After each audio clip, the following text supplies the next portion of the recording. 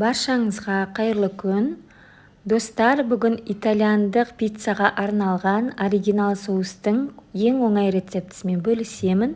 Ең алдымен менің каналыма тіркеліп, осы видеоға лайк басып, және комментарий қалдыруды ұмытпаймыз.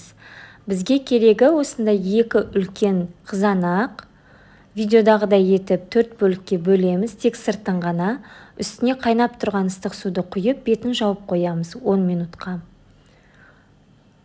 Ол бізге сыртын аршу үшін оңай болады. Енді 10 минут тұрған қызанақты осылай алып сыртын аршимыз. Блендердің көмегімен еземіз қызанағымызды. Қызанақтарыңыз кіші болса, онда 3-4 данасын қоссаңыздар жеткілікті болады. Бұл соус бізге екі үлкен пиццаға арналған.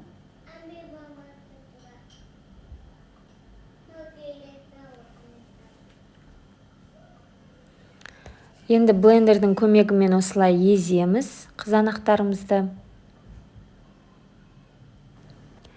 Енді табамызға күнбағыс майын қосамыз, болмаса зәйтүн майы. Кішкене қызғаннан кейін 1 шай қасық орегано салып, кішкене қуырып аламыз.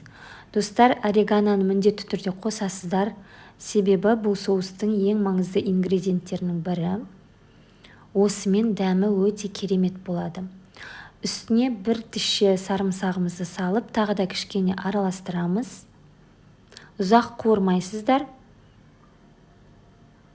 Үстіне дайын болған блендерден өткізілген қызанағымызды құйып, орташа отта жақсылап араластырып, шамамен 5 минуттай суы тартылғанша осылай отта ұстаймыз.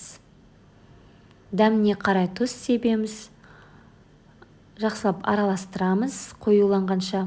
Осылай беті ашық тұруы керек. Достар, мен бұл соустан кейін кетчупты мүлдем қолданбаймын. Өте дәмді болады. Сіздер де жасап көріңіздер, сіздерге кеңес беремін. Біздің соусымыз дайын болды, достар. Міндетті түрде жасап көріңіздер. Сіздермен болған Ақбота Садыкова.